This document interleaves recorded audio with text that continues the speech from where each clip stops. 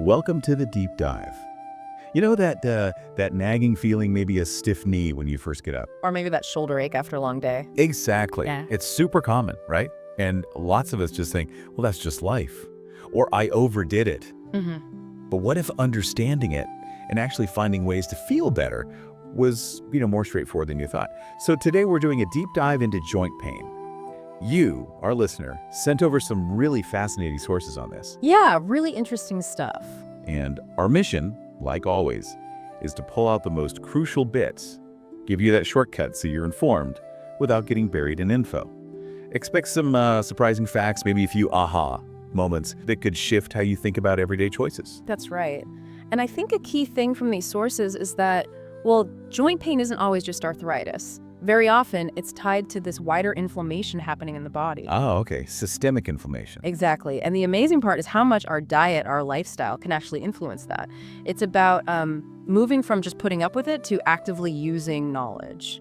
Right, taking some control. Okay, let's unpack that. Before we even get to what we should be doing, the sources really hammer home things we need to maybe stop doing. Yeah. Things to remove from our diet to calm that joint inflammation down. Yeah, the what to avoid list is pretty important here. Okay, first up, probably not a huge shock sugar and high fructose corn syrup. The sources say these are like literally putting fire into your joints. What does that actually mean? Well, it's more than just a catchy phrase. When you eat too much of that stuff, it directly triggers your body's inflammatory response. You get an increase in these pro-inflammatory markers like C-reactive protein floating around. Yeah. And those markers basically tell your immune system, hey, create inflammation. And that includes in your joints. That's the fire they're talking about. That makes sense. And then seed oils, like corn oil, soy, canola. Sources flag these too. Absolutely. These oils are incredibly high in omega-6 fatty acids. Now, we need some omega-6, but the amounts in these processed oils, they really push the pro-inflammatory pathways. It's kind of the opposite of omega-3s, the ones in fish oil or cod liver oil. Those are anti-inflammatory. They help cool things down. These omega-6 heavy oils tend to heat things up inflammation-wise. Right, tipping the balance the wrong way. And gluten. Many people think digestive stuff, right? But the sources link it to joint inflammation. How does that work? Yeah, the connection there, according to the sources, is that gluten from wheat, other grains can trigger inflammation not just locally in the gut, but systemically. For some people, this gut inflammation might lead to what's often called leaky gut, increased intestinal permeability, which basically means inflammatory stuff can potentially leak out of the gut into the bloodstream and travel around, contributing to issues like joint pain. Okay, that connection makes sense. Now, here's one I found really surprising. Oxalates. Ah, yes, oxalates. The sources called them crystal-like sharp things. Sounds unpleasant, causing inflammation in joints, maybe kidney stones. But then it gets specific. Why are some people more affected? Yeah, this is where it gets really interesting, based on the material. The sources suggest a strong link to having used antibiotics in the past. See, there's this specific gut bug, Oxalobacter formigenes. Its job is basically to break down oxalates in your gut. Okay. But if antibiotics wiped out or reduced that micropopulation, your body might not handle oxalates very well, so you become more sensitive to their effects. Wow. So foods high in them, like spinach, chocolate, almonds, Swiss chard, those could be more problematic for some people because they're missing this bug. That seems to be the connection highlighted, yeah. The sharp crystals aren't getting processed properly. But there's good news too, right? The sources mention something to help, even if you eat these foods. Yes, definitely. Magnesium. The research points to magnesium being really helpful here. Taking magnesium can apparently help bind to oxalates in the gut, stopping them from being absorbed as much and helping you, get rid of them. They're like a buffer. Exactly. It helps bring those oxalate levels, or their impact anyway, way down. Good to know. And beyond those big ones, the sources briefly mention others. MSG, maltodextrin. Right, a few others to be aware of. MSG, common in fast food.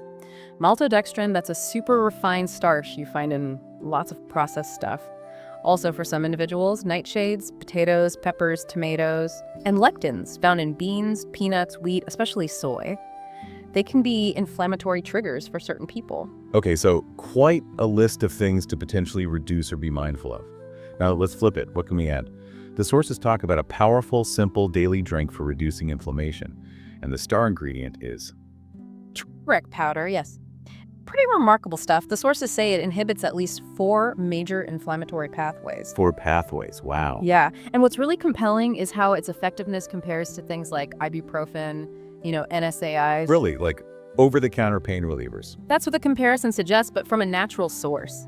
Just for context, supplement doses often recommended for that kind of anti-inflammatory effect are around, say, 1,000 to 1,500 milligrams a day. Okay, so how do you make this drink the sources suggest? Doesn't something you could actually do daily? It does. They suggest starting with a base of half water, half coconut milk. Coconut milk, okay. Why that? Well, besides making it creamy, coconut provides good fats. And those fats help your body absorb fat-soluble compounds much better. Turmeric's active components are fat-soluble. Ah, clever. So the fat helps get the good stuff in. Precisely. Then you add about a teaspoon of turmeric powder. But here's the really cool part, the sort of hack they mention. Okay. A tiny pinch of black pepper. Black pepper in a drink. Sounds odd, maybe, but the piperine in black pepper has been shown to boost the absorption of curcumin, that's the main active in turmeric, by something like 2,000%. At a percent, seriously. Yeah, it's a massive difference. Really makes the turmeric much more bioavailable. Wow. Okay, that's a key takeaway. Definitely. And they also suggest adding a scoop of collagen powder. For joint support. Exactly. Collagen provides building blocks for your cartilage and joint tissues, helps with repair. And taste. Turmeric can be strong. It can. They mention you can add a couple of drops of liquid stevia if you like it sweeter, but the description is sort of a creamy, aromatic turmeric flavor with that hint of coconut. Recommendation is daily, maybe morning. You could even warm it up, make it sort of a comforting latte type thing. I can almost picture that. A simple daily ritual with potentially big benefits. Okay, so beyond the diet and the drink, the sources brought up another really fascinating compound, something called Boswellia serrata. Ah, yes, Boswellia, also known as Indian frankincense. Right. And the research sounds impressive. Like, a study showed it gave significant joint pain relief, similar to NSAIDs. That's what the 2018 research indicated, yes. Significant relief, comparable effectiveness. But here's the kicker, right? The sources emphasize. Without the side effects. That's the crucial advantage highlighted. NSAIDs can have issues, especially with long-term use gut problems, cardiovascular risks. Boswellia seems to offer the benefits without that downside. So how does it work? The sources mention something about where it comes from. Yeah, it's quite interesting. It comes from trees that grow in really harsh, dry places, like India, desert regions in Asia. The resin, the Boswellia, is produced when the tree's bark gets damaged. It's like the tree's response to stress or injury. Okay. So the idea is, when we take this compound from a, quote, stressed out tree, it actually creates a kind of low-dose beneficial stress in our bodies. Good stress, how does that work? It's a concept called hormesis. Think of exercise. Exercise is stress on the body, right? Oh. Muscle tears, exertion. Yeah. But that stress makes us stronger, healthier, our body adapts. Hormesis is similar. This low-dose stress from the Boswellia seems to trigger our own body's built-in antioxidant and anti-inflammatory defense systems. So we're kind of borrowing the tree's stress response to activate our own defenses. That's a great way to put it. We leverage that hormetic effect to calm down inflammation, especially in the joints. It's a neat biological mechanism. That is fascinating. Nature finding ways to use stress constructively. Okay, finally, exercise. What's the best type for joint pain according to these sources? Probably something intense, right? Actually, no. The simplest thing, walking. Just walking. Just walking.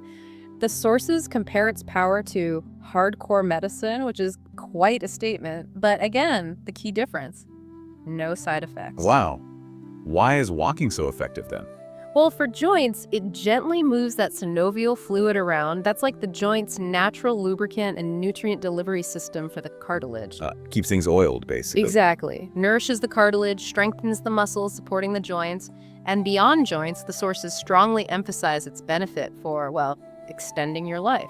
No exaggeration, they say. It's almost hard to believe something so simple is that powerful. It really underscores the theme, doesn't it? That these accessible, natural approaches can be incredibly impactful. Yeah, this whole picture the sources paint, it's about reducing the inflammatory load through diet, adding these targeted natural compounds like turmeric and boswellia, and then consistent, simple movement.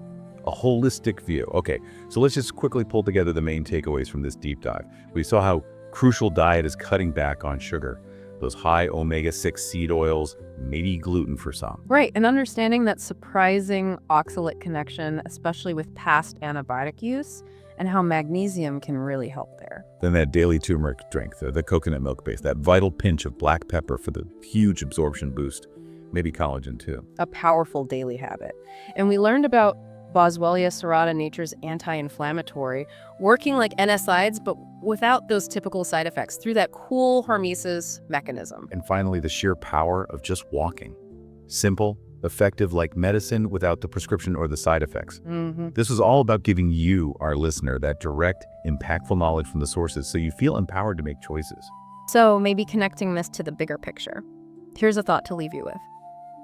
What if these simple, everyday choices, what you decide to eat, choosing to go for a walk, what if they're actually far more powerful, more fundamental to managing your own health and well-being than we usually think? Yeah. What if these natural, accessible things can fundamentally shift how we approach managing pain and overall health? Something to definitely consider.